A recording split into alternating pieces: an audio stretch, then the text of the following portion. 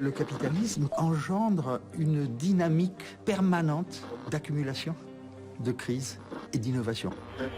I believe that open markets and free enterprise are the best imaginable force for improving human wealth and happiness. Je pense que les forces sociales et politiques sont les forces centrales dans la dynamique du capitalisme. Did you ever have a moment of doubt about capitalism? Is there some society you know that doesn't run on greed? How would Smith see the economic world around us? I think Keynes would have said the problem is the hole in the economy. Hayek really wrote The Road to Serfdom as a warning. You always have to be careful with Marx about the one-liners. Polanyi, for me, was an intellectual earthquake. I mean, if I had to stereotype Ricardo, I would say he would look like George Soros. Si vous retournez chez Adam Smith, Marx, Schumpeter, vous avez des embryons de mécanismes vous permettant de comprendre la crise actuelle. We were told that capitalism is the product of big thinkers and big ideas. But is it true? How did ideas shape our lives? What is their relation to reality? Can they help us understand today's economic crisis, let alone the future of capitalism?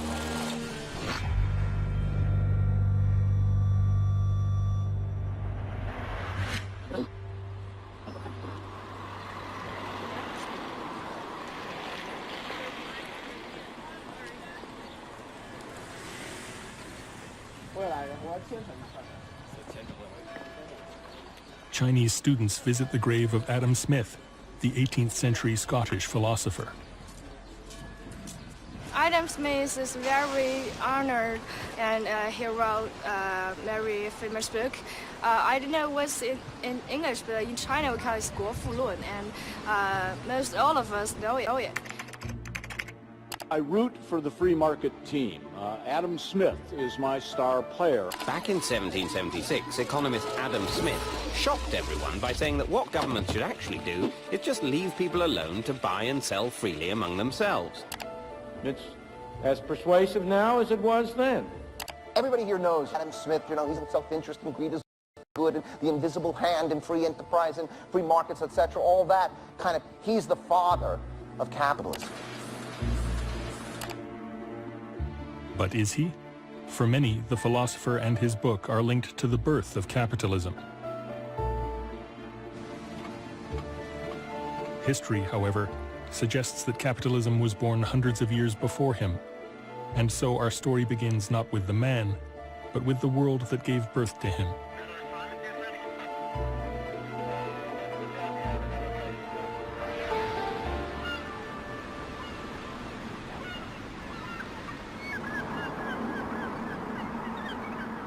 Now, Smith himself was brought up in an interesting port on the east coast of Scotland.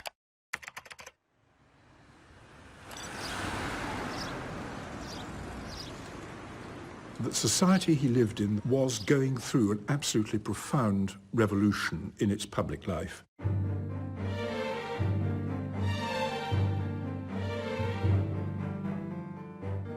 The Glorious Revolution in Britain had brought about a religious revolution in Scotland. And then a few years later, Scotland is united to England by an Act of Union, the Act of Union of 1707, which is still in force. And that again brings about a political revolution.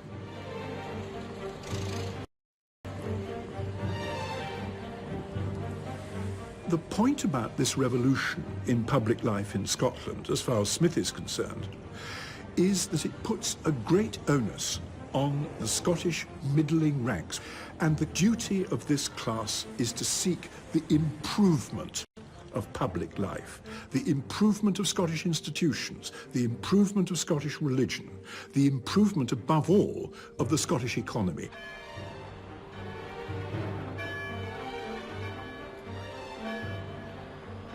When Smith moved from Kirkcaldy to this house in 1778, he moved with his mother, who was, by that stage, a very frail old lady. When Smith lived in Kirkcaldy, he was used to being able to look out onto vast expanses of beach, of sea. Here, he's overlooking gardens, overlooking the Canongate Church, which he and his mother worshipped at. It's interesting because from one of these windows, Smith was able to look out over the monument to his old and very best friend and partner, David Hume. Hume and Smith's philosophical partnership was one of the great formative influences on shaping the Scottish Enlightenment. Hume and Smith, two men who were as like as peas in a pod intellectually, both had the ambition to try and develop a philosophy, a science even, that would explain the principles of human behavior, explain the principles of social organization and historical change without any reference whatsoever to religion. In the beginning, there was empty space. And in this empty space, there emerged a primordial fireball. Billions of years ago, this fireball exploded.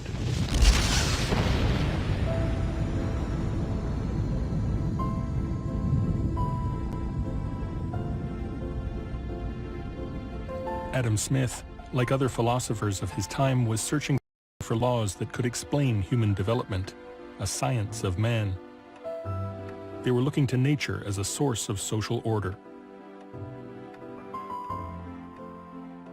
Science was a belief system of the time. As God and sort of theological hierarchies begin to sort of break down, one of the things that begins to emerge is an idea that if we can no longer look at the universe as God's creation, we need to start looking at the universe as a creation which has some kind of absolutist logic to it.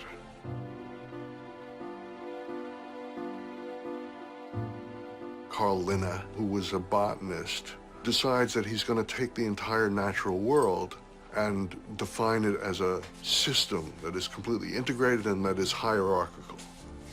And so he starts working on this project called the Systema Naturae, the system of nature. It's an attempt to sort of take the natural world and to make it a logical model. His model is based on the monarchy. So he creates the animal kingdom and the plant kingdom, and he originally planned on doing the mineral kingdom.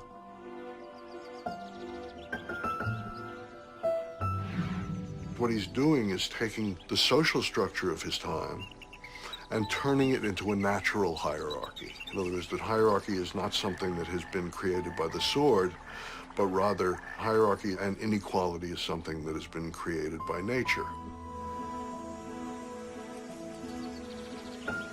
By the 18th century, which is Adam Smith, in many ways there is already this idea that reason and science and structure are things that are the architecture of truth.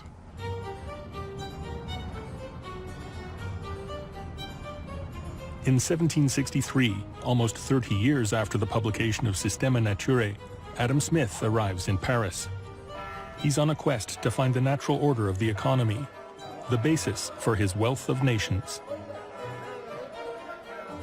In Paris, he moves instantly to the circle of the physiocrats, the économistes, and to François Quesnay, who is the leader. François Quesnay, c'était un médecin, donc qui n'avait pas, qui était ni philosophe ni économiste, et qui, il faut le dire parce que c'est important, était tout à fait fasciné à son époque par la Chine. Il était très proche des idées de Confucius, d'ordre naturel, de vertu, de société équilibrée, d'économie relativement fixée, figée, avec des producteurs intangibles, etc.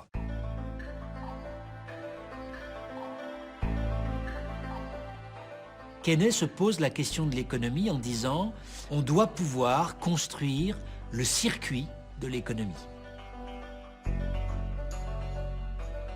C'est-à-dire établir qui produit pour vendre à qui, qu'est-ce qu'elle produit et pour qui, donc voir tous les flux d'échange de produits comme d'argent entre les acteurs. Classical economics was founded by two doctors.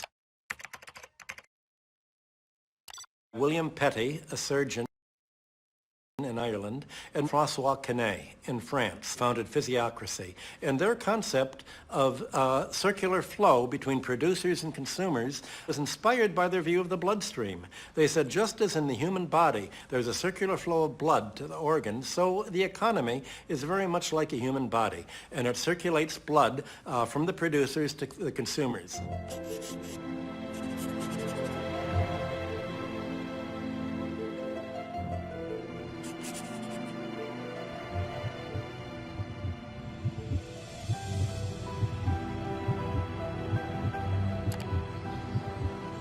Quesnay était quelqu'un qui, justement par l'influence des idées chinoises de Confucius, considérait qu'il y avait un ordre établi quasi naturel, il disait même un ordre naturel divin qu'il fallait conserver.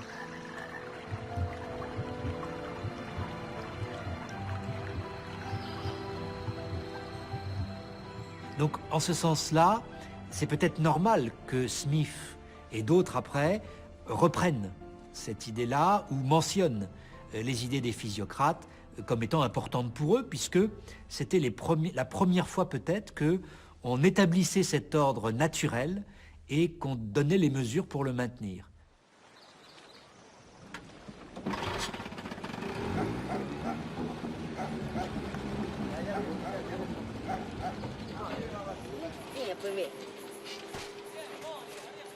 According to Smith, faith in the natural order of the free market could be observed here, in one of the more remote regions on Earth.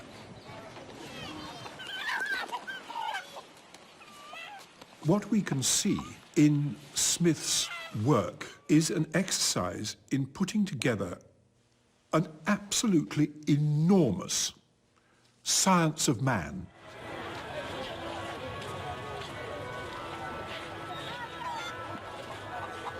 He claimed that the origin of the economy is rooted in the natural human capacity for trading and bartering.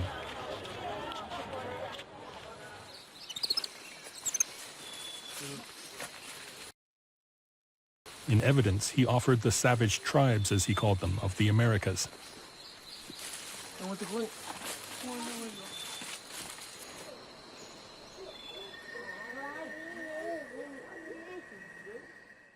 Adam Smith was the first person to really lay it out elaborately and explicitly. Once upon a time, when there was no money, people would have to swap things directly. You know, I would say, tell you what, I'll give you 20 chickens for that cow. All right, maybe 25 chickens.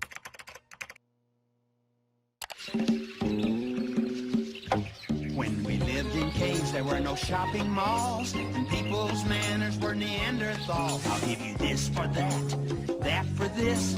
We'll make a trade called barter. I'll give you this for that, that for this. We'll have it made with barter. And, you know, people would negotiate, they'd come to a deal. That's how the economy worked. Gradually that becomes inconvenient. Maybe you don't want my chickens, I don't have anything else you want. So we settle on one thing that everybody's going to want. That becomes money. It was a radical idea. For the first time, economic activity was stripped of its complex social context. Psychology, cultural norms, religion, and community, and studied in isolation, as if in a laboratory. It makes perfect intuitive sense. The problem is it isn't true. No one's ever been able to find any place where that's the way ordinary transactions take place. And if you think about it, it's kind of obvious why they wouldn't, because it assumes that even in a Neolithic village, everybody's going to be dealing with each other on what economists call the spot trade. I give you something, you give me something, we walk away.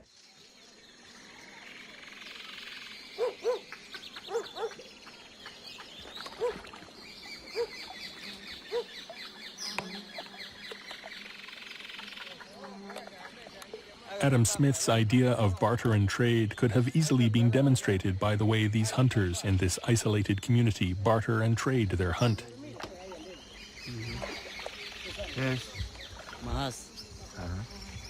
The problem, however, is that they don't, and they never have.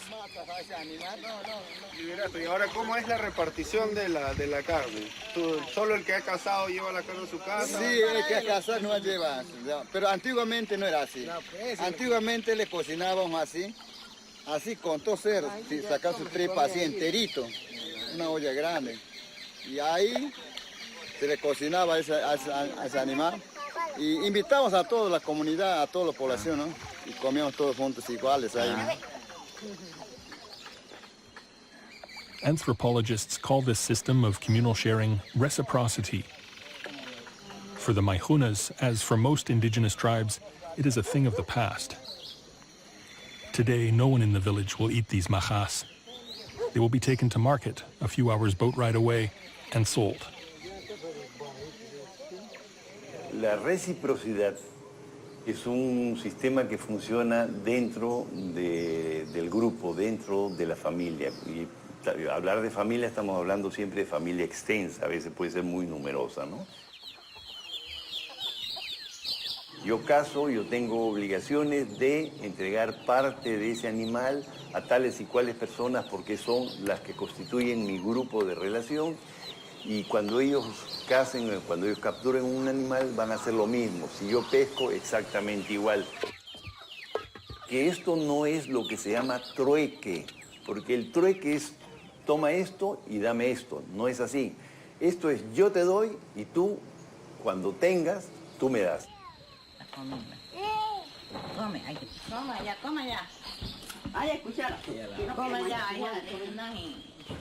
Adam Smith, you can't really blame him. He didn't really have the evidence. But since then, economists have been told over and over again by anthropologists, well, no, people don't actually do that.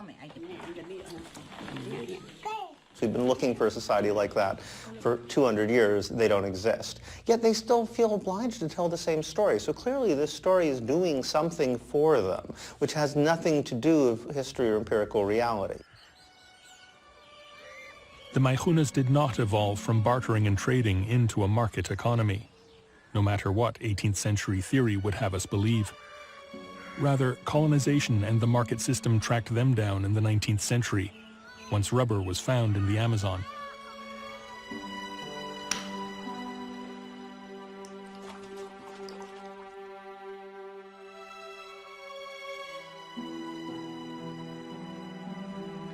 Many Maihunas and other tribespeople were enslaved and murdered during the rubber boom that followed. Only a few fading photographs remain, and the collective tribal memory of their transformation into day laborers.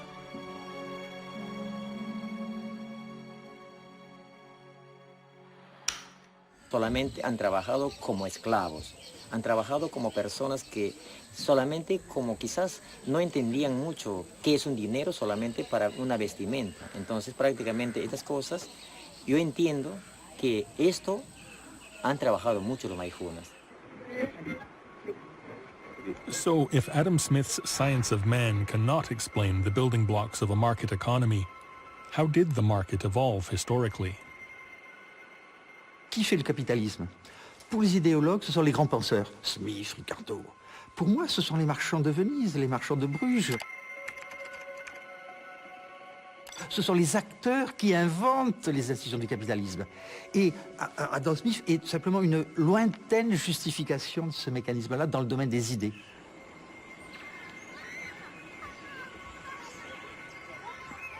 So capitalism was not the product of ideas, but of historical processes that transformed the Maihunas and indeed all of us into Homo economicus.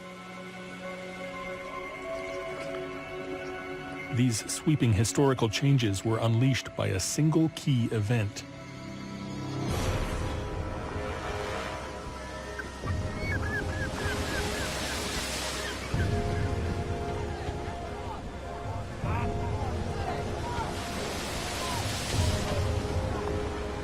גילוי אמריקה היה מאורע מכונן גם של המהפכה המדעית וגם של הקפיטליזם, של הכלכלה הקפיטליסטית. באופן מאוד מאוד שלוב, הדוק אחד בשני. למה הוא מאורע מכונן מבחינה מדעית? כי התפיסה המסורתית של ידע הייתה שרוב הידע, כל הידע החשוב, ההכרחי, כבר נמצא ברשותנו. הוא כבר התגלה לידי הקדמונים, הוא כבר קיים בספרי קודש, בתנ"ך, בברית החדשה וכן הלאה, ומה שבעיקר צריך לעשות זה ללמוד את הידע הזה ולחיות לפיו.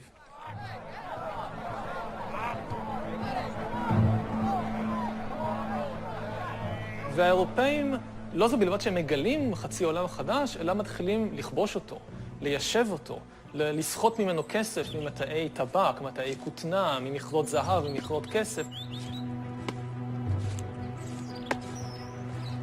אתה רוצה לכבוש את אמריקה ולשלוט בה, אתה צריך מהר להשיג המון ידע חדש. ידע גיאוגרפי, ידע אנתרופולוגי, ידע בלשני, ידע על צמחים, על בעלי חיים, על אקלים. וזה מה שהאירופאים עושים. So the discovery of the Americas was a formative event for the scientific revolution. But what was its connection to the evolution of capitalism? The interesting thing is that our entire arguments about world history, I think, are on a false basis. We argue, why is it that Europe was in a position to conquer the world and not anybody else? Well, maybe that isn't the right question. I mean, it's very clear that in many periods of time, China, for example, could have easily done what the conquistadors did.15世纪初，是吧？郑和下西洋，从1405年开始，郑和第一次下西洋。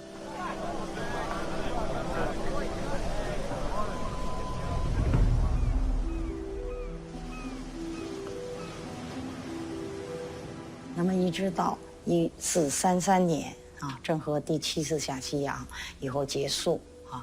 那么在这个以后啊，那么差不多80年。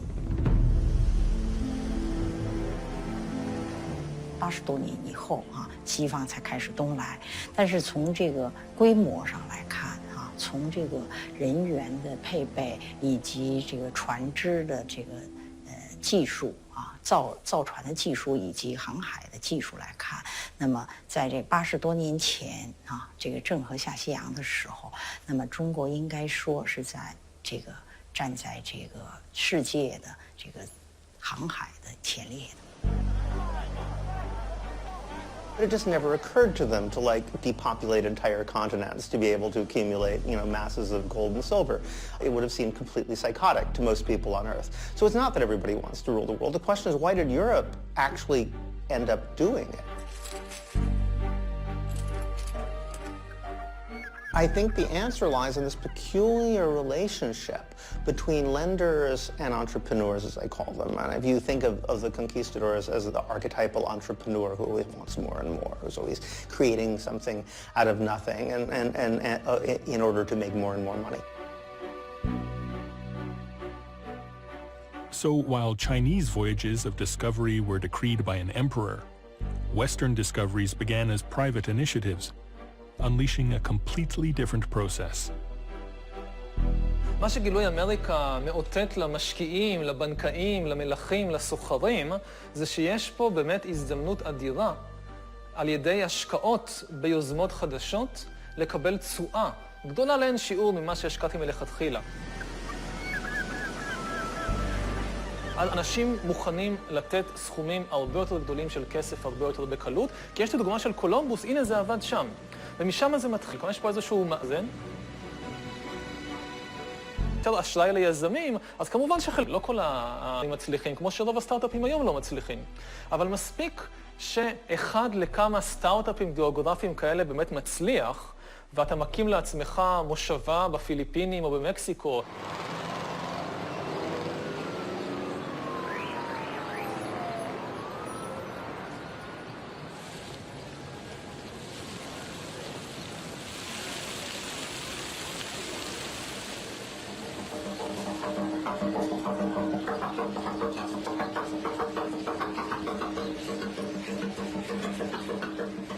The conquest of Mexico in 1519 by Cortés is an example of this new link, created between geographic discoveries, colonization, and money.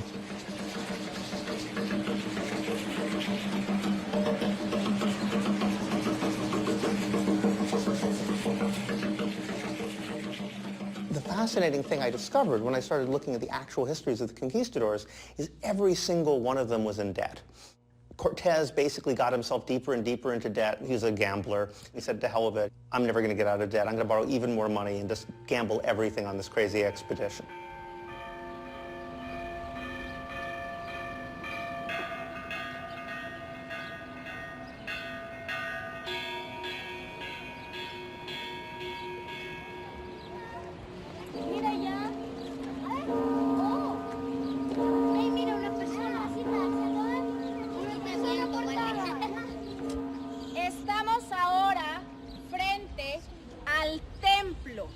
El templo más importante de este lugar.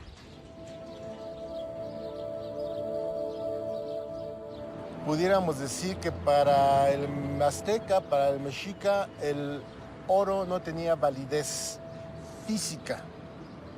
Para el español sí la tenía, era un metal muy importante por los diversos usos que le podía dar, desde económico hasta material, llamémosle científico, con muchos usos. Me voy a retractar un poco, voy a contradecir. Para el mexica el valor del oro supera el valor material.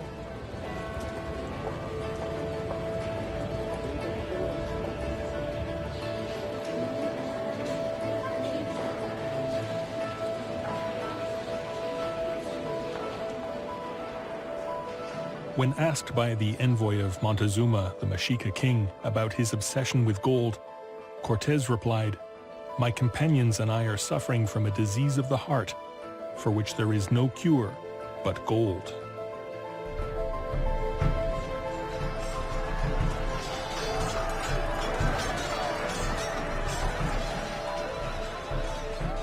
As soon as he actually conquered Tenochtitlan, which took a very long time, when he divided up the spoils, he'd arranged things in such a way that none of his soldiers actually got any of the money. They ended up in debt because he charged them for the cost of medical care, he charged them for replacement weapons, he charged them for everything. They were all in debt. They were up in arms. They were going to kill him. Okay, I tell you what, I'm not going to let you off the hook. I'll give you a 10-year moratorium. Go off to the provinces and govern those. And they became these incredibly rapacious governors who just extracted as much money as possible.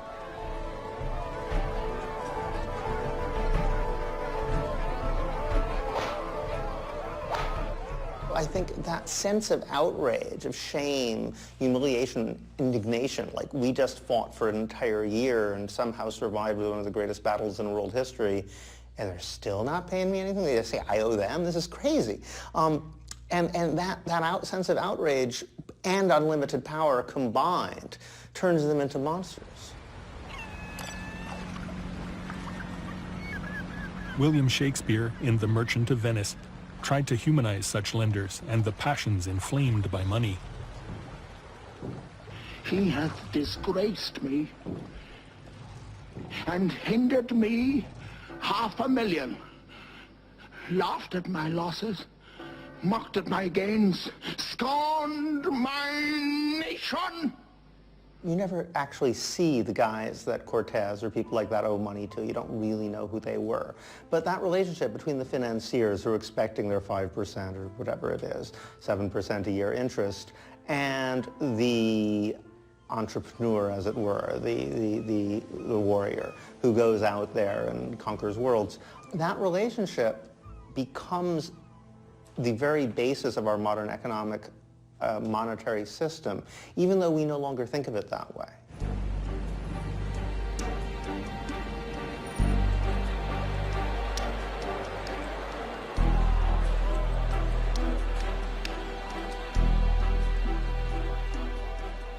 וזה המעגל קסמים של ההשקעות והכיבושים, וזה מעגל הקסמים שמתחיל עם גילוי אמריקן ומניע את שני מעגלים האלה, גם המעגל של הגילויים המדעיים וגם המעגל של הכלכלה הקפיטליסטית, של באמת אשראי, השקעות, רווחים, עוד אשראי, עוד השקעות, עוד רווחים.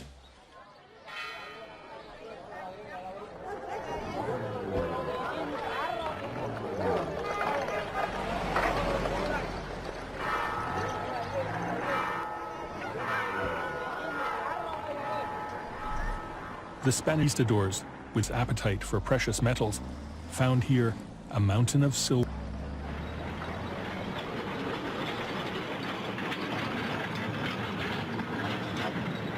They called it Cerro Rico, the rich mountain.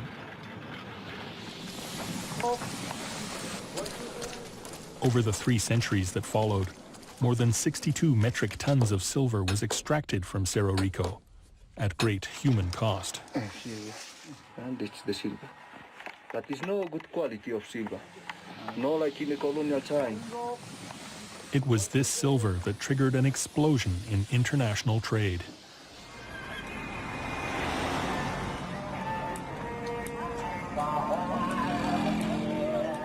In China, the Latin American silver fueled a dramatic expansion of the commercial market.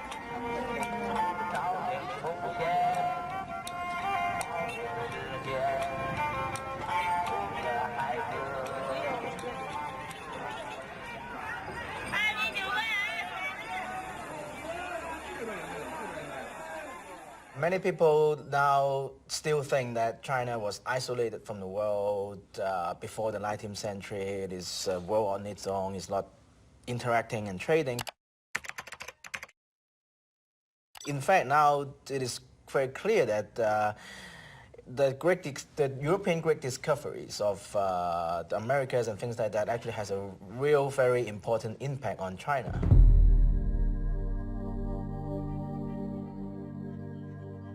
Before the 16th century, the Chinese economy was based on a paper currency. That is, the government prints some paper for people to use in transactions. And it is very unstable because the value of the currency is not based on any precious metal.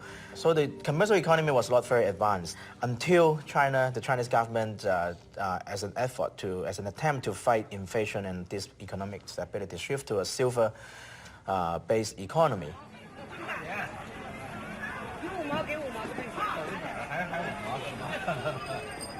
China at that time then found a very reliable, stable and large source of silver. So the whole economy was silverized, meaning that silver became the standard currency for commercial transactions. So it laid the foundation for rapid commercial expansion.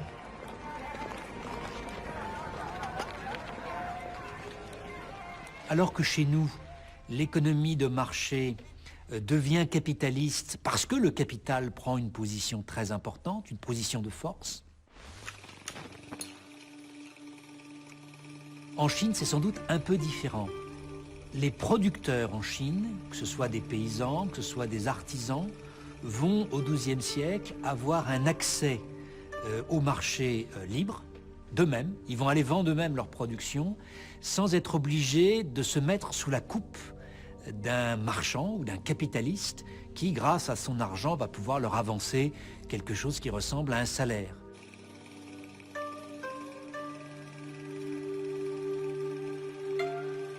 The market that evolved, made of small producers who interacted freely without the need of an entrepreneur or capitalist, attracted the attention of European travelers and missionaries.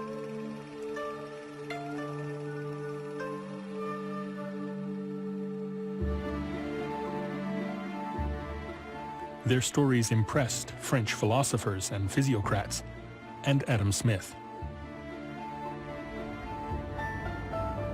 The row over a third runway at Heathrow Airport has overshadowed the Prime Minister's first full-scale ministerial reshuffle. But in Britain, the global market fueled by silver from the Americas had a completely different impact. While in China it encouraged small producers, here it destroyed them.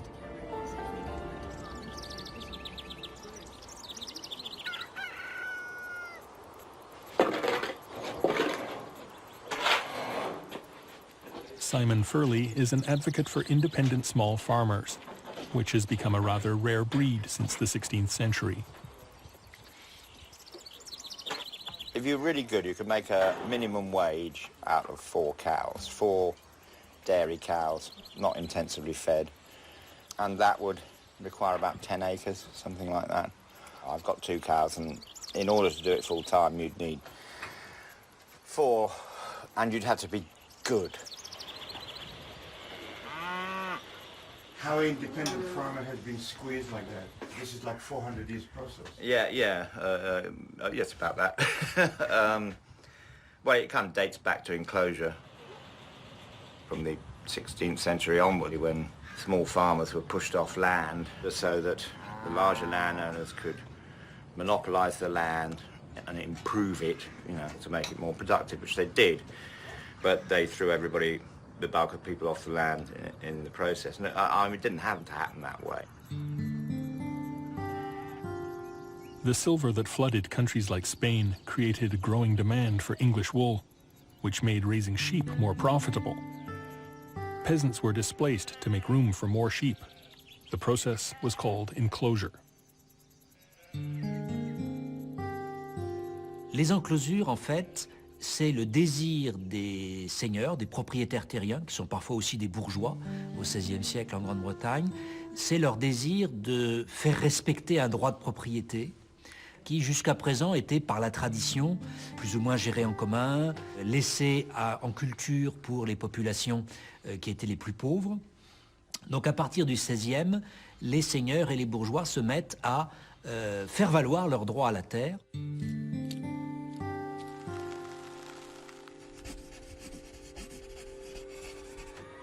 It was coercive. I wouldn't say it was massively violent. There was just a lot of rioting and a lot of resistance, and a lot of poverty, and people shoved into urban situations which had a very high death rate. So in a sense it was violent insofar as the death rate in the emerging new industrial towns was higher than it was in the countryside.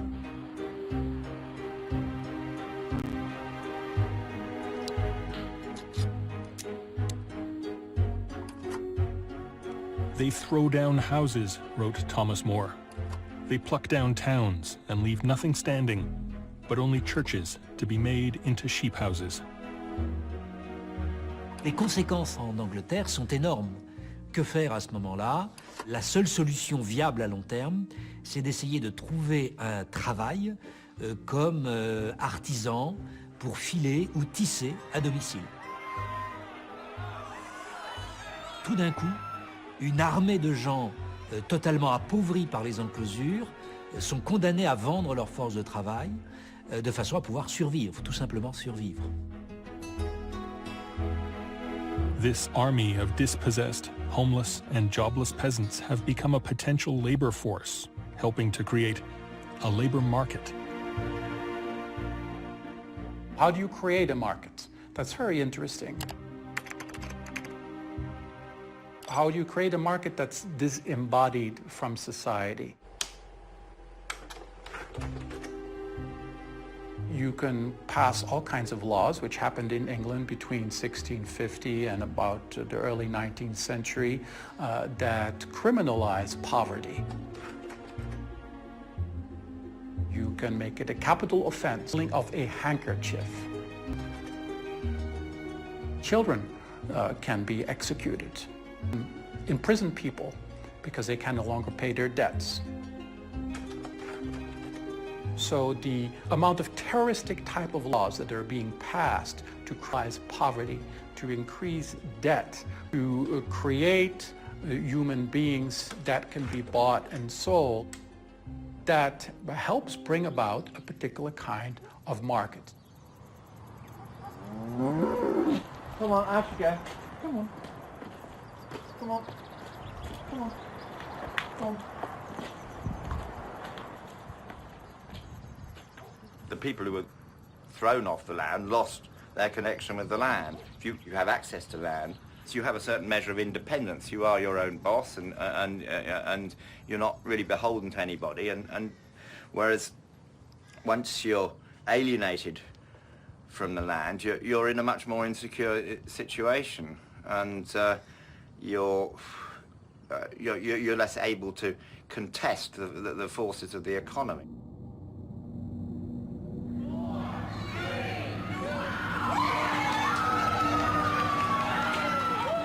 What you've got now is a situation where, in order to keep the wheels of capitalism turning, they had to persuade people to consume, which was problems with people who own land on common land or whatever it was that they weren't that wild about going out and consuming. You don't need to go and buy, actually live in a place like this. Loads to do and keep yourself amused and eat and so forth at your disposal.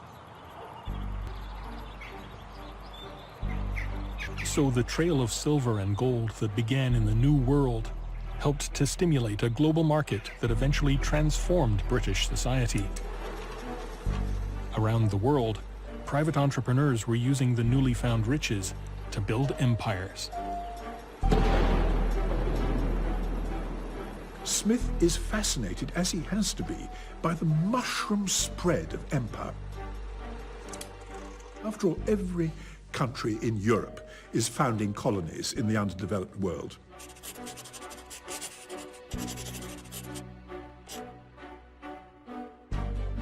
And how are those colonies being developed? They're being developed actually, as we would say, by the private sector. Great trading companies, what are they doing? They're moving, with permission of government, into different parts of the world, and these trading companies are becoming governments.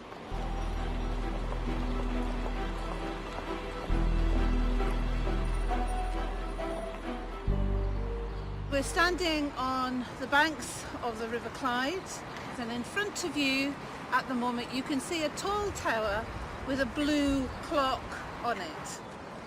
Wealthy merchants, way back in the 18th century, stood on that tower looking down the river to see their ships coming in.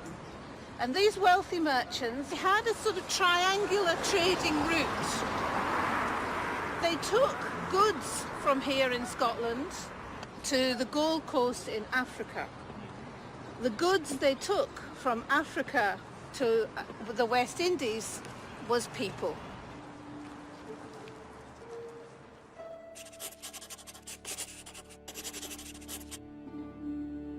Ships from Europe brought goods to Africa, then took slaves to the New World and brought raw materials back to Europe. It was called a triangular trade and was mainly a private enterprise, which contributed to the emergence of market economy. The workings of commerce and empire in the 18th century, right the way through Europe, is increasingly dependent on black slavery. Smith knows this very well. He, after all, was a close student of the workings of the Scottish economy of his own day, but he chose to turn a blind eye on slavery.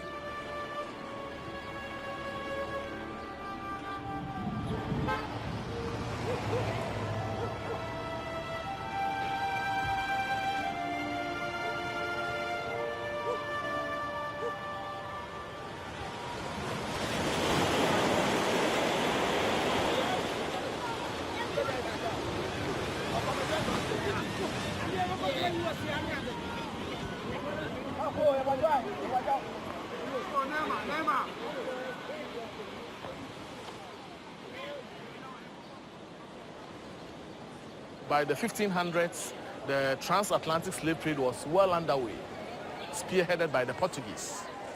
And when they came, they put up these castles along the coast. And I want to remind you that these were not referred to as castles. They called them barracoons, or factories. Factories that were meant to produce slaves for the plantations. You see this? That's the national emblem of Ghana. It is taken from the Crusaders. At the top right corner of it is an edifice of a castle. Shows the role these castles have played in the social, economic, and political development of Ghana.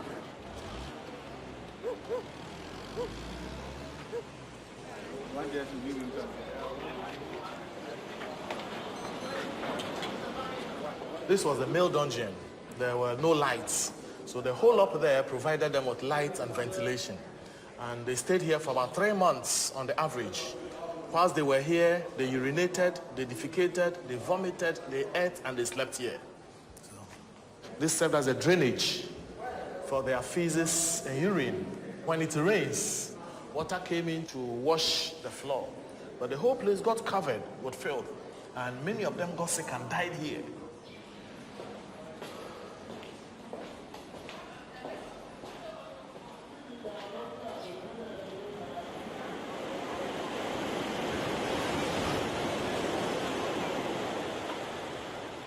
מה שצריך להבין לגבי סחר העבדים, שזה מפעל כלכלי למהדרין, שמאורגן על ידי השוק הקפיטליסטי. זה לא מפעל ממשלתי, זה לא מפעל של מלכים. מי שמארגן אותו ויוזם אותו ומבצע אותו, אלה חברות פרטיות.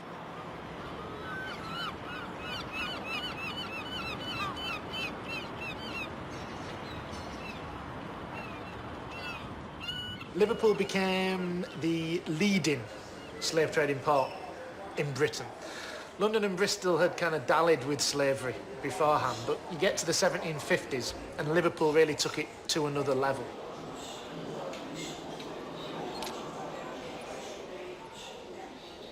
You know, you're not talking about a 50 or 75-year period. These were generations of individuals, of families that made their entire kind of fortunes on the enslavement of individuals.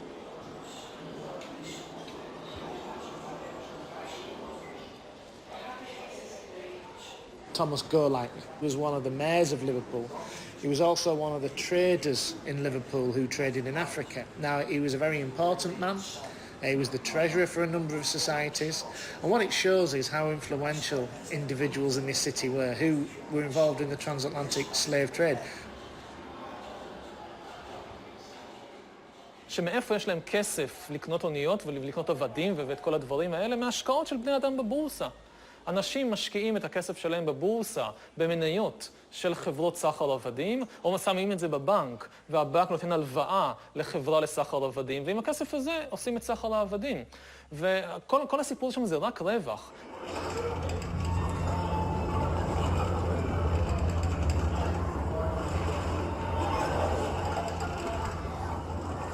אין שם, זה לא נבע מאיזושהי, נגיד, שנאה גזענית כלפי האפריקאים. לא, הגזענות הזאת הייתה הרבה יותר חלשה, הגזענות היא תוצר של העבדות, היא לא משהו שבא לפני העבדות.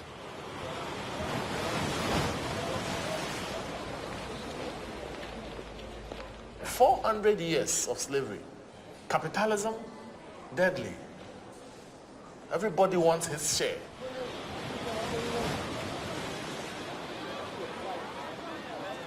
It is often said that Smith was insensitive to social movements and social change of his time. Perhaps the elephant in the Wealth of Nations room, slavery.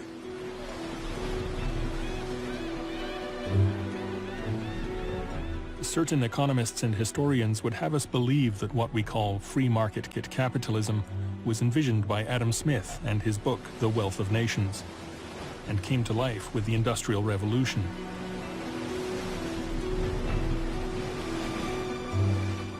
But the origins of our present-day economic system can be found more than 7,000 kilometers across the Atlantic, and 200 years before the publication of Smith's book.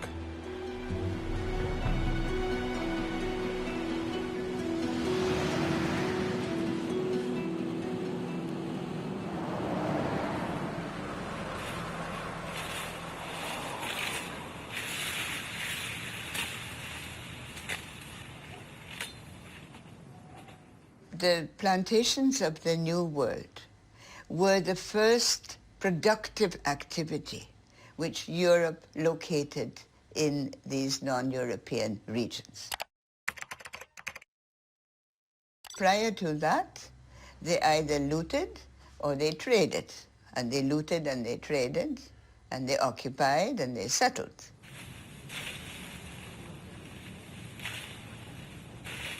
And some of these plantations were very large, far exceeding any factory at the time in Europe.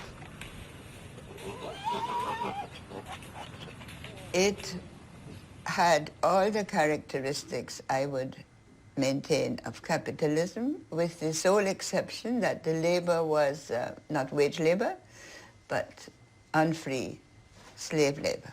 But in every other way, it was capitalist to the exclusion of any other consideration. It was only about profit.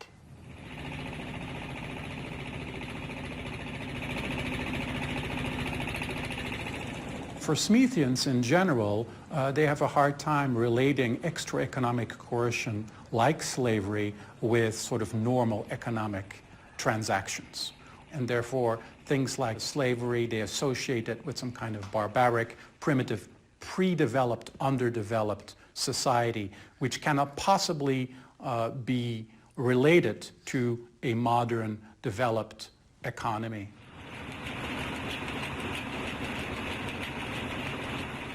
But a strong case can be made that capitalism actually started in the 16th century with the colonization of the Caribbean and Latin America.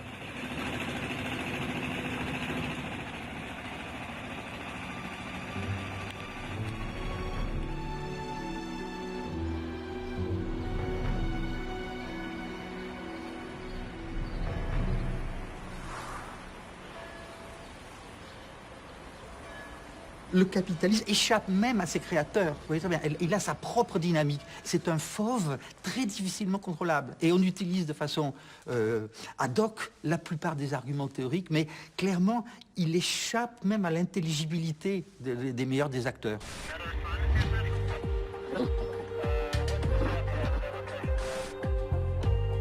But if indeed the birth of capitalism has nothing to do with Adam Smith, why has his book, The Wealth of Nations, become such an influential work? And why is his view of the economy as science so widely held?